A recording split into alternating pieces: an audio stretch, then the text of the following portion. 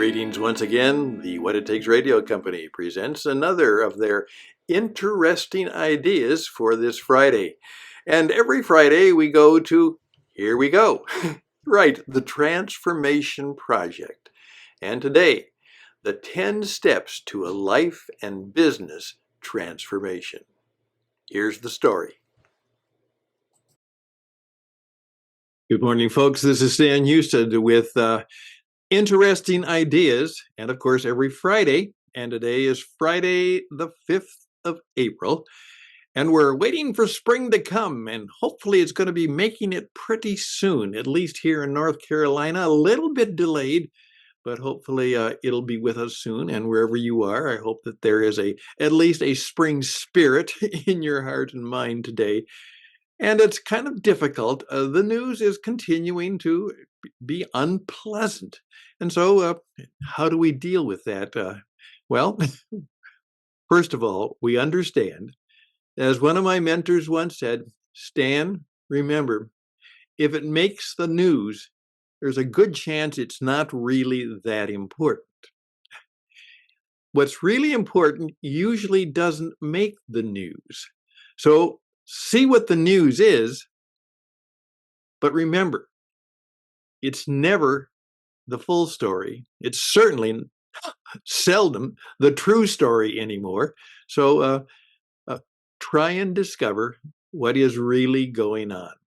And then I would say, kind of like Bugs Bunny. He said, exactly. You're always saying, what's up, Doc? What's going on here?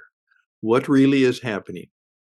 St. Francis said, whenever things are challenging to you, ask 3 questions. Right now, who is God? What is God? All right. And then, who are you? What are you today? And now, what should you do right now? And that's a part of everyday successful living. What we are on is, from time to time, at least once a week, coming to you as part of a project by my good friend and colleague, Joe Pine of Strategic Horizons, the one who taught people mass customization and then revolutionized the marketing, in many cases the business world, with the classic book, The Experience Economy. Work is theater and every business is stage. And if you don't remember that all business is show business, you are going to miss a key element in success. And now, with my encouragement, but he very much talked about it in The Experience Economy, he said, what we are seeking will be what we call the transformation economy, where things change, people change, and they don't just change a little bit. They don't just change by degree. They change in kind. It's maybe a new creation, a new experience, a new event. It is something hopefully good, but it's new and it has power, and it makes its way, first of all, perhaps in an idea. We'll talk about that. But then in a person, and then that person is seeking and finding and hopefully going down what I call the pot trail.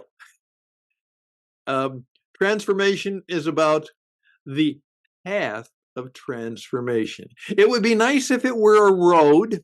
It would be nice if it were a 4-lane highway. It would be nice if it was be a skyway and it could be high and fast. But the path, that's all it is how do we truly make a transformation in our life and business? And it could be a path that we discover. It could be a path that we have to make ourselves. Well, let's try and figure out in the midst of you see, we can't spend all of our time doing this. And I remind Joe that a lot of us can't think about transformation. We just got to deal with the day. And he's writing the book on that. And we're following that along, and we'll tell you how you can do so too. But what I want to do today is simply ask you this question. Would you write these 10? It's a big request, I know, but here, get your red pencil out, which I always carry. This means I'm going to write something important, or perhaps you have a nice pen like I do. I make pens, and take my nice pen and write these words down, because I think this is the path so far. Many of you have had experience with, and all of us should in some respect, understand the 12 step of the AA, life changing. And AA, Alcoholics Anonymous, is in the transformation business. They're transforming people who are losing life because of their addictions. And hopefully they're trying to gain a recovered, rescued life that is not only an aliveness, but maybe even a transformed life. And so they have 12 steps, and I've kind of thought that maybe there are 10. So I'm putting this out there for those of you who care and are going to teach and are involved in a place where you say, we just need to change things big time. Not just by degree, but possibly in kind. And here they go. All right. Adversity.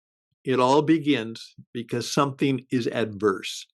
Now, that could be a real adversity, and it often is. Something really bad happens, tough happens, challenging happens. It could just be simply that, you'd like something to be better, but it isn't easy. There's some adverse situation that makes it difficult. And of course, one of the mottos of life is that, in effect, nothing worthwhile is painless and free. That's just kind of the deal. Nothing truly worthwhile is painless and free. It takes a lot of work. So usually it is because something is adverse to what we want or what we would desire, or if something is really, it's not just adverse, it is truly disheartening and disappointing and perhaps destructive. It is true adversity. Well, when that happens, we go to another A word that rhymes, sounds alike, and that is audacity, which means finally there is a step where you say, enough. Let's do it differently. We're going to do something we may not be comfortable to do in doing, but we're going to do it anyhow. There's a certain audaciousness, and that's why change agents, people, a lot of us them don't like us because we're audacious. We have some real audacity. And then we begin to say, okay, let's go on an adventure. So here's the third word: adversity, audacity, adventure. And an adventure is simply a road or a path or something you do, and you don't know where it's going to go, how it's going to end up. You certainly have hopes, plans, and dreams, but you don't know. It's an adventure. Then there has to somehow arise within you. And as someone said, nothing happens with a person of a broken soul. Now remember that. If a person has been so badly hurt that their spirit and their soul is broken, it's really hard to make the change. And so there might simply have to be some healing and recovery before there can be a rise in ambition. I'm going to do this. It's going to be hard. Ambition. Well, then other qualities begin to take over. And these rhyme with ambition, but they're different. Imagination.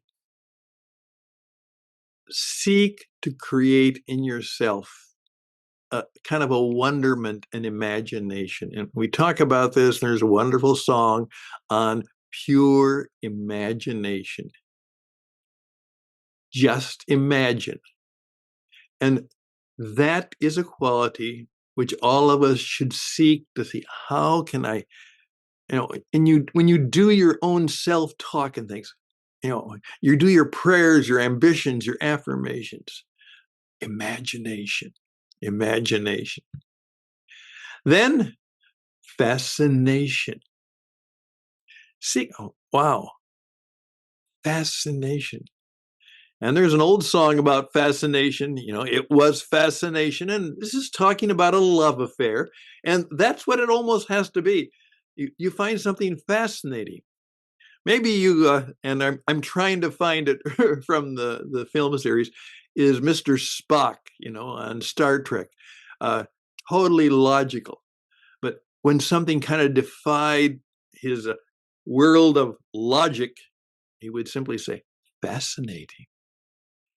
Which means I haven't quite seen or experienced this before, but it's fascinating.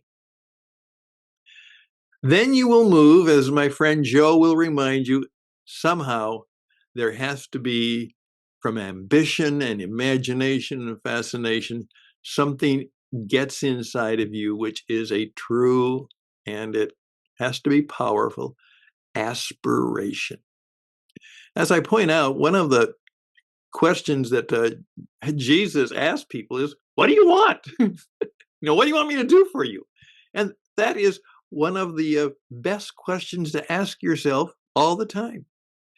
I know of a guy who said, I was not a good salesman in terms of the persistence and the discipline and all that. He says, but you know what I was good at? I was good at asking people, well, how can I help you? What do you want? No matter what, it happened to be that he was in the insurance business.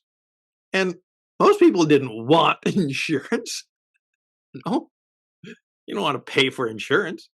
He said, but what happened is I always tried to begin by finding out what people really wanted. What did they aspire to? And then I would listen to them. And even if it had nothing to do with me or my product, I said, well, let's see if I can help you do that. Aspiration. Are you with me so far? Let's go through them again. Adversity, audacity, adventure, ambition, imagination, fascination, aspiration. Uh-oh. Now it gets scary. Now it gets scary. You begin to do the risk taking, the analysis, and you find out that you might have to really give something up. You might have to lose something. It might really be something that's kind of fearful. People who do these kind of things oftentimes find out is they have to suffer a loss. It's intimidating. So they go through what I would simply call an aspiration, apprehension, and they clash. My aspirations are doing battle with my apprehensions. And then something's going to happen. And it probably, might even defy explanation. What I have oftentimes discovered is when I finally maybe get it, it just kind of happened, and I can't quite even figure out how and why it happened. You know why? Because a lot of it might even be what we call spiritual, transcendent, out of our control, from the twilight zone of another kind of reality. Are you ready to think about that and buy that as a possibility?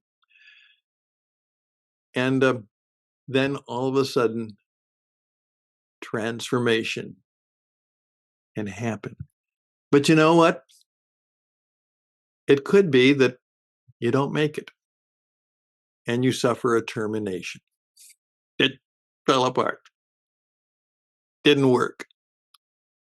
But hopefully you walked away from the termination saying, all right, what have I learned? What should I do differently? Let's go back and see perhaps what we should do now.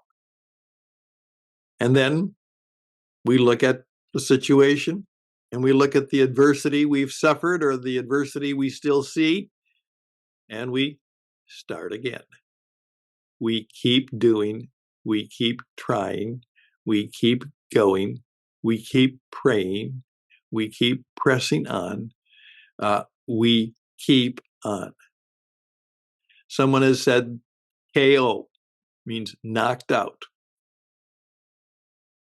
or it can mean keeping on. And there you go. KO. I'm Stan Houston. This is my, I'm not a great philosopher or thinker. I'm basically an overeducated disc jockey, but trying to help people live better now and perhaps maybe even forever. And how can we do that? By not just having little tweaks and changes in our life. That's important. Keep getting better. That old song, in every day, in every way, I'm getting better and better.